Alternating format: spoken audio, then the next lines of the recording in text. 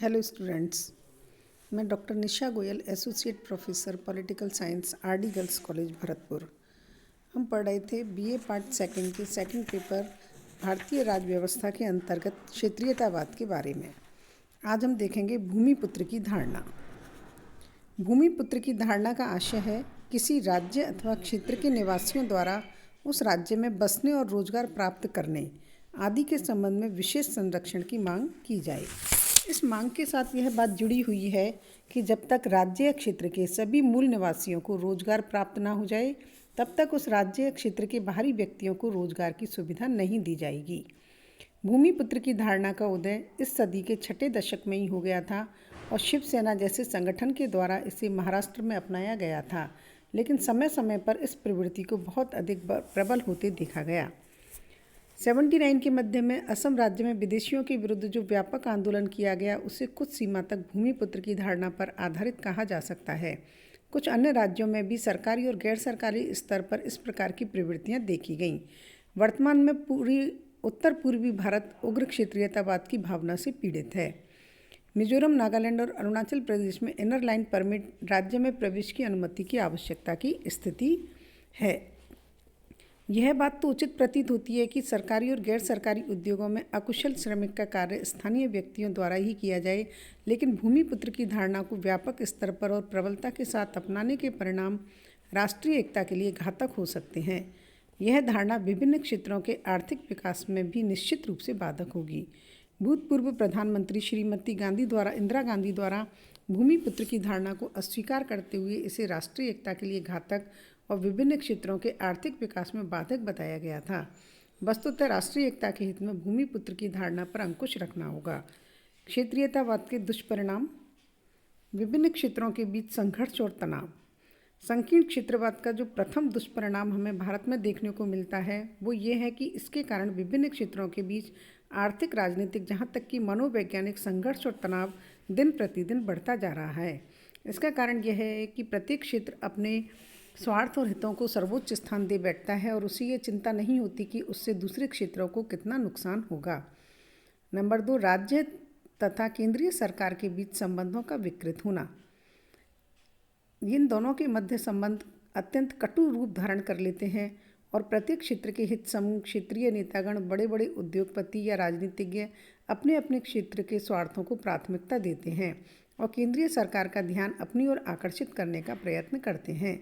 केंद्रीय सरकार जिनकी तरफ भी थोड़ा सा झुक गई वही विवाद का विषय बन जाता है और केंद्र तथा राज्य सरकारों का पारस्परिक संबंध सौहार्दपूर्ण नहीं रह पाता है। नंबर 3, स्वार्थी नेतृत्व संगठन का विकास। इसका एक दुष्परिणाम यह होता है कि इसके फलस्वरूप अलग अलग क्षेत्र में इस प्रकार के नेतृत्व संगठनों का विकास हो जाता है जो कि जनता की भावनाओं को उभारकर अपने संकीर्ण स्वार्थों की पूर्ति करना चाहते हैं। इस प्रकार के नेताओं व संगठनों को ना तो क्षेत्रीय हितों और ना ही राष्ट्रीय हितों का तनिक भी ख्याल रहता है। उनका समस्त ध्यान अपनी लोकप्रियता को बढ़ाकर अपने ही स्वार्थों को सिद्ध करने पर केंद्रित हो जाता है। नंबर 4, भाषा की समस्या का अधिक जटिल होना। क्षेत्रीयतावाद का एक बुरा प्रभाव यह भी होता है कि क्षेत्रीय वफादारी भाषा की समस्या को सुलझाने में सहायक होने के स्थान पर उसे और अधिक जटिल बनाने का कारण बनती है। क्षेत्रीय वफादारी का सीधा संबंध क्षेत्रीय या प्रादेशिक भाषा के प्रति विशेष लगाव से होता है, जिसके कारण प्रादेशिक भाषा को आवश्यकता से अधिक महत्व प्रदान करने की गलती उस क्षेत्र के लोग कर बैठते हैं। परिणाम यह होता है कि अन्य किसी भाषा के प्रति सहिष्णुता की भावना बिल्कुल नहीं रह जाती और विभिन्न भाषाभाषी क्षेत्रों के बीच भाषा के प्रश्न को लेकर कटुता बढ़ती चली जाती है। क्षेत्रीयता का यह परिणाम जन कल्याण और राष्ट्रीय प्रगति की दृष्टि से अत्यंत घातक है। नंबर 5, राष्ट्रीय एकता को चुनौती। संकीर्ण क्षेत्रीयता राष्ट्रीय एकता के लिए एक चुनौती बन जाती है। क्षेत्रीयता के फलस्वरूप विभिन्न क्षेत्रों के बीच जो तनाव और संघर्ष की स्थिति उत्पन्न हो जाती है वह राष्ट्रीय एकता की समस्त धारणाओं और भावनाओं पर कुठाराघात करती है, क्योंकि क्षेत्रीयता के फलस्वरूप विभिन्न क्षेत्रों के लोगों में कभी क्षेत्रीय स्वार्थों को लेकर, कभी राजनीतिक स्वशासन या पृथक राज्य के प्रश्न को लेकर, तो कभी प्रादेशिक भाषा के प्रश्न को लेकर जो झगड़े या मनमुटाव हो जाते हैं वे राष्ट्रीय एकता के लिए घातक सिद्ध होते हैं। क्षेत्रीयतावाद की बढ़ती हुई प्रवृत्ति पर टिप्पणी करते हुए वरिष्ठ राजनीतिज्ञ ज्योति बसु ने कहा था, समय बीतने के साथ साथ मैं भारतीयता को कमज़ोर होते हुए देख रहा हूँ। क्षेत्रीयतावाद को रोकने के उपाय। राष्ट्रीय जीवन के लिए क्षेत्रीयतावाद कोई अच्छी चीज़ नहीं है, इसे नियंत्रित करना ही उचित है। इसके लिए कुछ सुझाव दिए जा सकते हैं, जैसे केंद्रीय सरकार की नीति कुछ इस प्रकार की होनी चाहिए कि सभी उप सांस्कृतिक क्षेत्रों का संतुलित आर्थिक विकास संभव हो सके, जिससे कि विभिन्न क्षेत्रों के बीच आर्थिक तनाव कम से कम हो। नंबर 2, सभी क्षेत्रों के लोगों का समान आर्थिक सुविधाएं प्रदान की जाएं, जिससे कि अनावश्यक प्रतिस्पर्धा व ईर्ष्या की भावना पनप नहीं सके। नंबर 3, भाषा संबंधी झगड़ों का हल शीघ्र ही ढूंढ लिया जाए। इस संबंध में सबसे उचित हल यह है कि सभी क्षेत्रीय भाषाओं को समान मान्यता प्रदान की जाए। नंबर 4, हिंदी भाषा को किसी भी क्षेत्रीय समूह पर जबरदस्ती लादा ना जाए, अपितु इस भाषा का प्रचार व विस्तार इस ढंग से किया जाए कि विभिन्न क्षेत्रीय समूह स्वतः ही इसे संपर्क भाषा के रूप में स्वीकार कर लें। एक है, प्रचार के लिए विभिन्न साधनों के माध्यम से विभिन्न क्षेत्रों के सांस्कृतिक लक्षणों के विषय में लोगों के सामान्य ज्ञान को बढ़ाया जाए, जिससे कि एक क्षेत्र के लोग दूसरे क्षेत्र के प्रति अधिक सहनशीलता की भावना को अपना सकें। नंबर 6, केंद्रीय मंत्रिमंडल में सभी क्षेत्रों के नेताओं का संतुलित प्रतिनिधित्व हो, जिससे कि क्षेत्रीय पक्षपातपूर्ण नीतियों का खंडन हो सके और केंद्रीय सरकार के इरादों पर किसी को भी संदेह न रहे। नंबर 7, जहाँ तक संभव व व्यावहारिक हो उप सांस्कृतिक क्षेत्रों की उचित महत्वाकांक्षाओं की पूर्ति की जाए, यदि उनका कोई बुरा प्रभाव राष्ट्रीय जीवन व संगठन पर न पड़ता हो।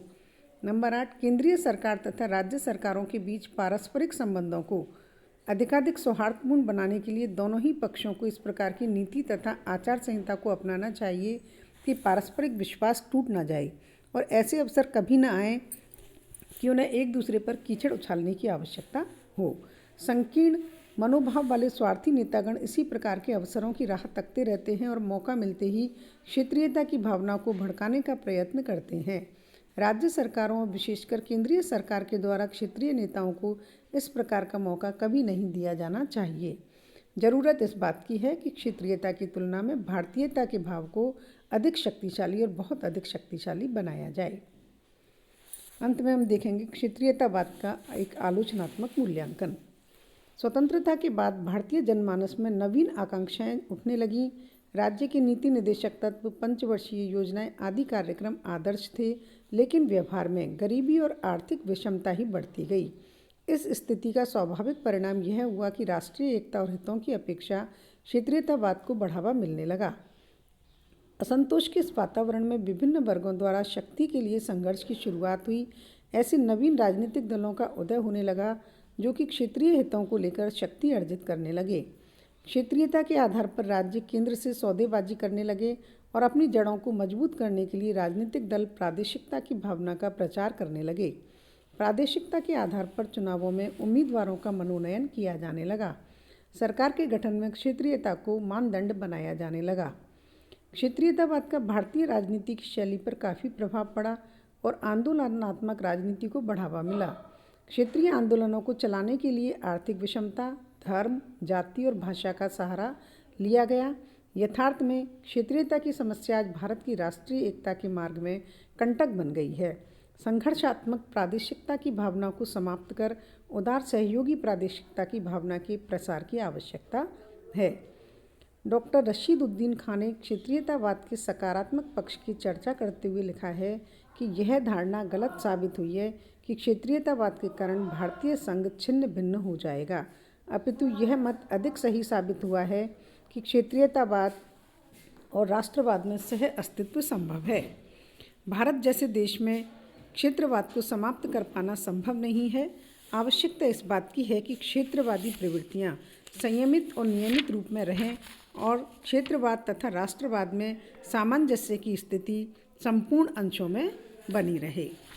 ये था हमारा टॉपिक क्षेत्रीयतावाद।